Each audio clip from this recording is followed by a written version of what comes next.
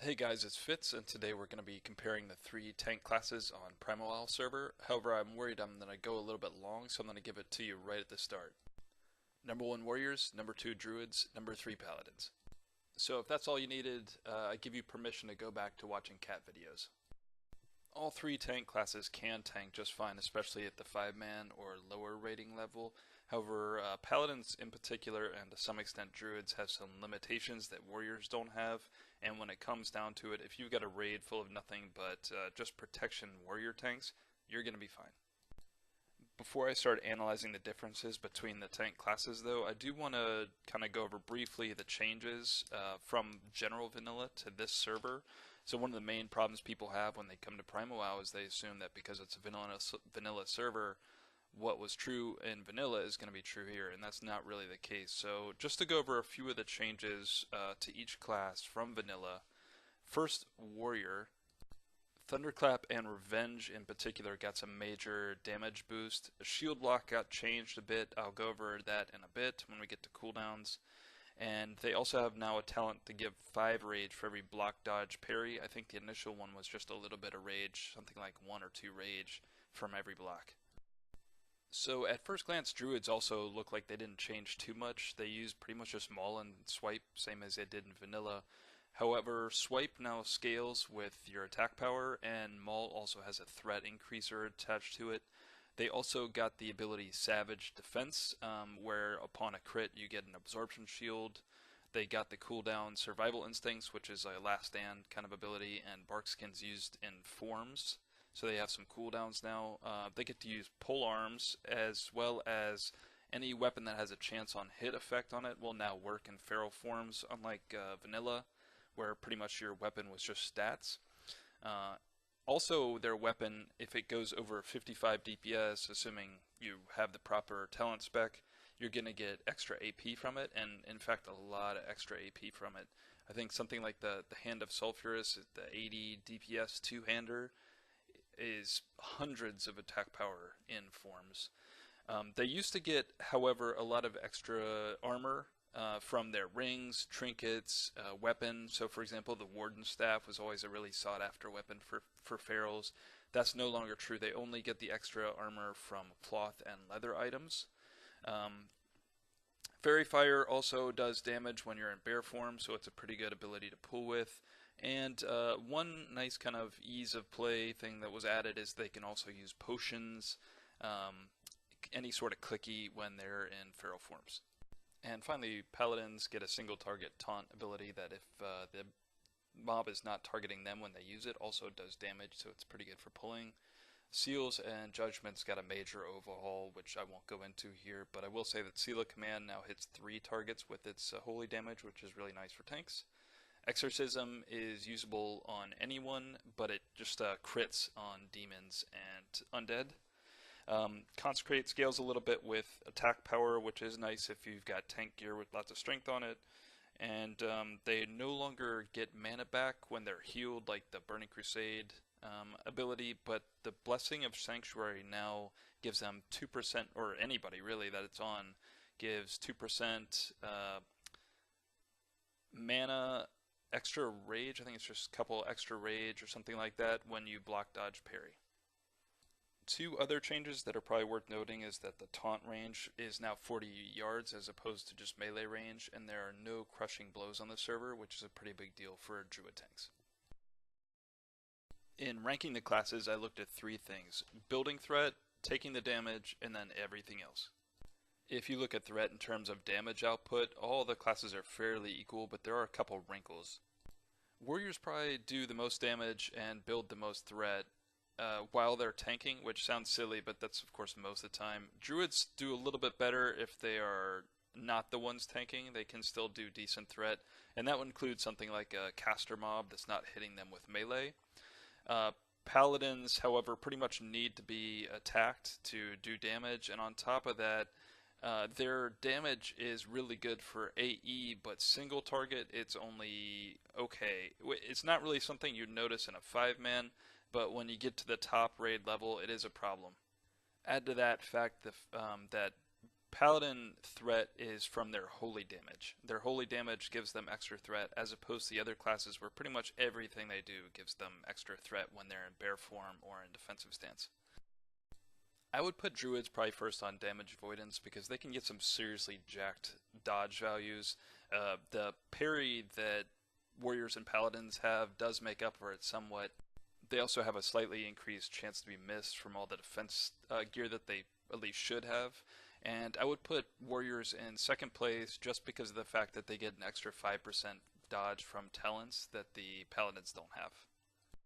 Damage mitigation is a little trickier to analyze. I would put Warriors and Paladins both in the top, but I would give the edge to Warriors because of defensive stance, which gives 10% damage reduction right off the bat, which the other classes just can't touch.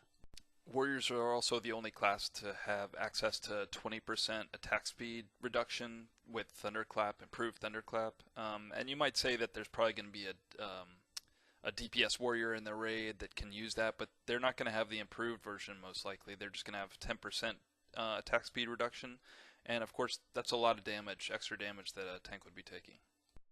Paladins do get the 30% extra block rate from Holy Shield, but Warriors get 30% extra block value from Talent, so I think that about evens it out.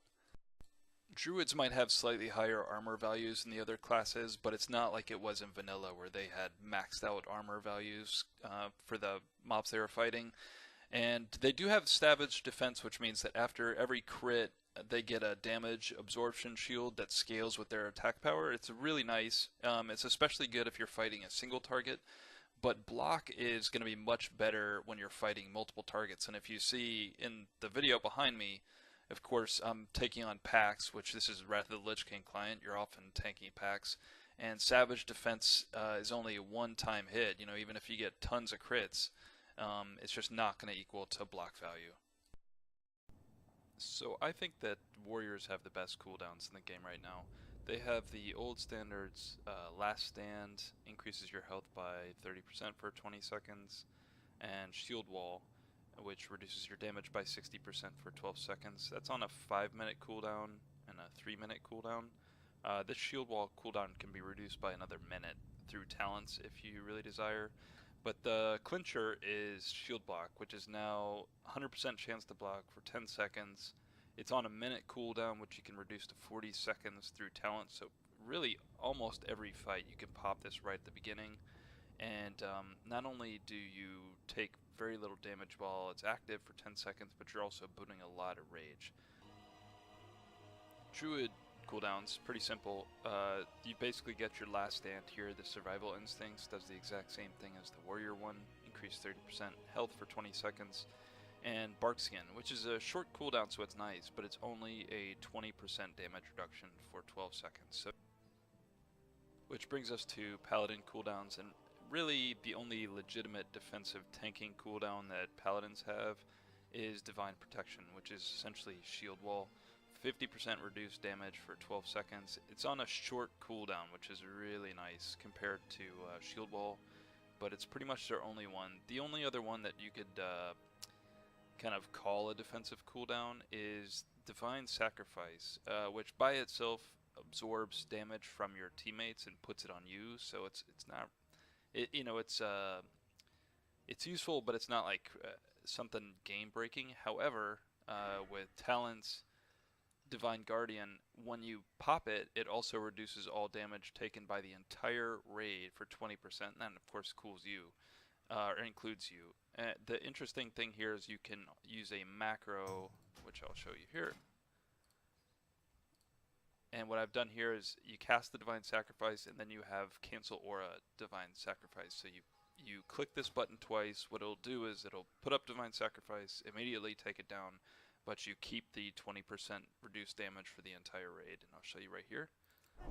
So there you go, really quickly, and you've just reduced the entire raid's damage by 20%. One quick mention about utility. I would put Paladins on top of utility just because they have great blessings, the hands, particularly Hand of Salvation, and they can also cleanse while they're tanking, which Druids can't do in forms. Vigilance is really the only significant prot warrior utility, but it's a really good one. So that does -3 damage and absorbs 10% of the threat from the target you cast it on. Also, every time they're hit, it refreshes your taunt, so tanks can swap vigilances, so they pretty much get infinite or no taunt cooldown. Druids do have some really good utility. You know, they have their battle res and innervate, which they can use in lulls the fight and between fights and 5-mans and stuff like that. But they can't use a lot of that stuff when they're in form, so I would put Druids in last place because of that. All three classes get a stun, and also all three classes get a little bit of CC, but to be honest, this is Wrath of the Lich King client, so you're mostly tanking, just AE tanking packs, and CC is not as heavily used as it was in real vanilla. A lot of people might also point out that Druids can switch to DPS fairly easily with just, switching into cat form. But we also have dual spec here, and so Warriors can switch over to a DPS spec, which is going to be a lot more useful to a raid than cat form is right now, which is why I put them ahead. And last but not least is gearing. Warriors have a huge advantage here because all of their tier sets, tier 1, tier 2, tier 2.5 now, are all tank gear, whereas for Paladins and Druids, it's all healing gear for the most part. Druids have an easier time gearing up to tank now with the Dragons of Nightmare and Ankh-Ra. There's lots of good pieces out there. It's a little bit more difficult for them to gear up than a Warrior, but it's not completely hard. Whereas for Paladins, really the only major set they have for tanking is from here in Skolo, and it's also rare. It's also a blue set.